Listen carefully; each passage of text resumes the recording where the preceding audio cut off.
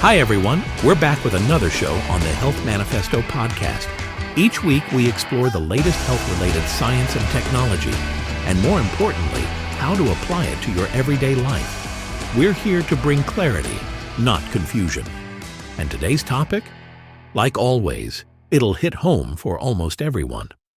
All right, let's dive into episode 2.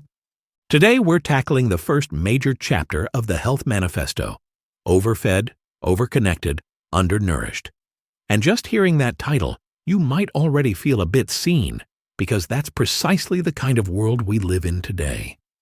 Think about it.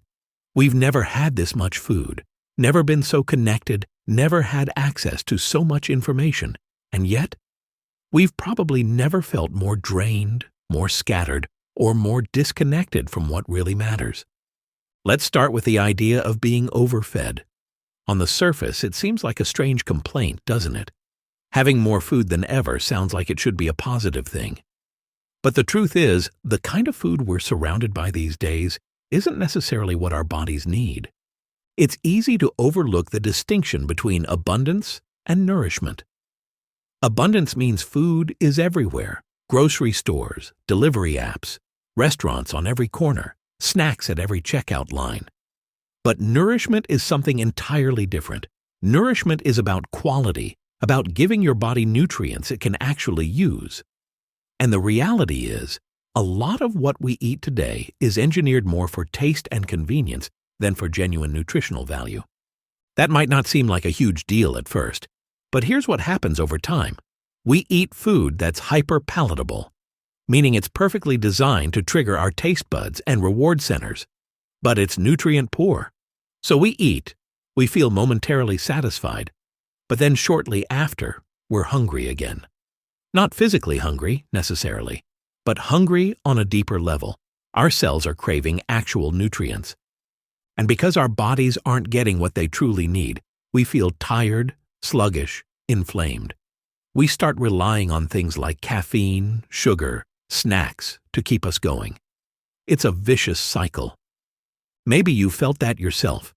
You have a full meal, and yet an hour later you're looking for a snack. Or maybe you wake up tired, no matter how much you sleep. That's your body trying to tell you something. But here's the tricky part. We often interpret these signals as personal failures.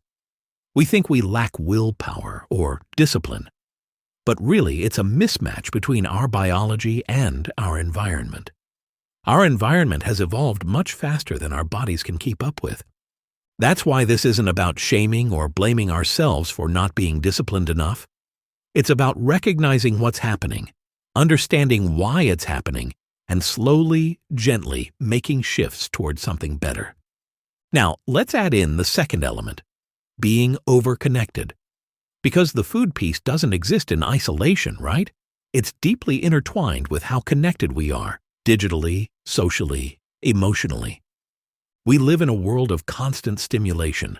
Our phones buzz constantly. Notifications from social media, work emails, text messages, news alerts all day long.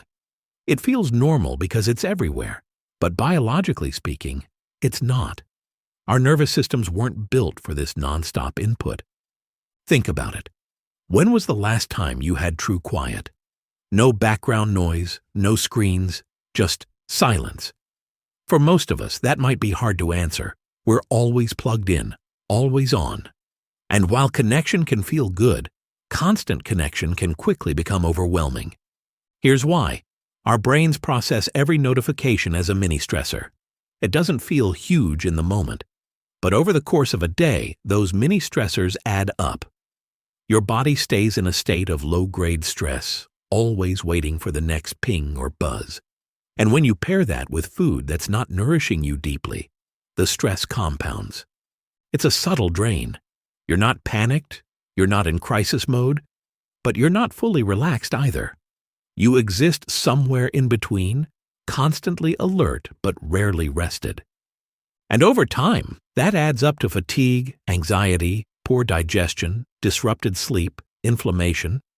All symptoms we've come to see as normal, but they're actually signals that our bodies need a break.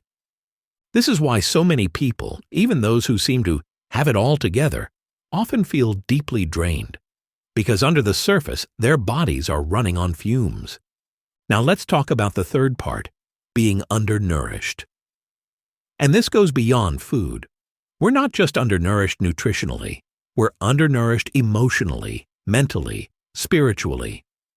We spend hours every day connected digitally, but genuine emotional connections, meaningful conversations, those can feel rare. Even when we see friends or family, it might feel like we're all distracted, all somewhere else mentally.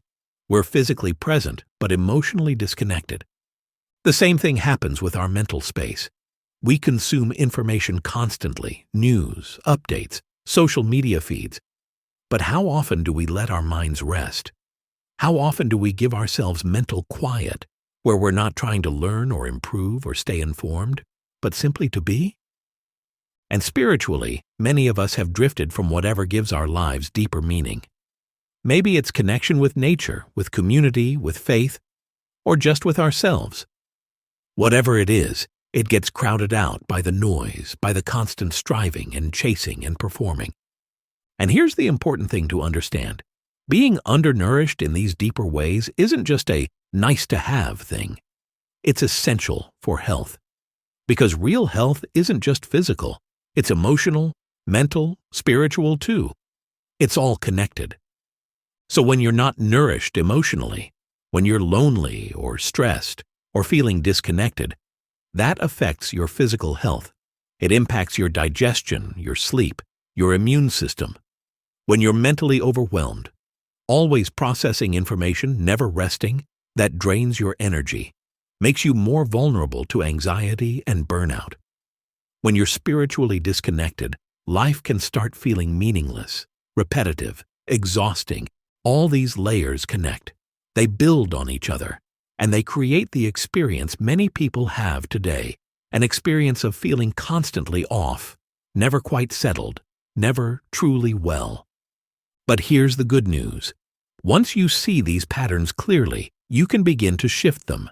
And shifting them doesn't require drastic changes overnight. It requires gentle awareness, curiosity, and willingness to listen to yourself again. It starts small. Maybe it's noticing when you're genuinely hungry versus when you're eating out of habit. Maybe it's creating brief moments of quiet in your day, 5 minutes without screens, just breathing. Maybe it's noticing when a notification makes you anxious and turning off a few alerts. Maybe it's recognizing when you're emotionally hungry, craving genuine connection, and reaching out to someone, or spending time doing something truly nourishing, like walking in nature or reading something uplifting.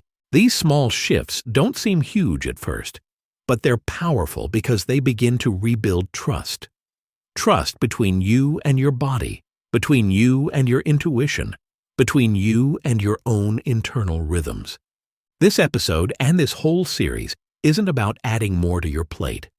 It's about gently removing the things that aren't serving you, so what remains is truly nourishing.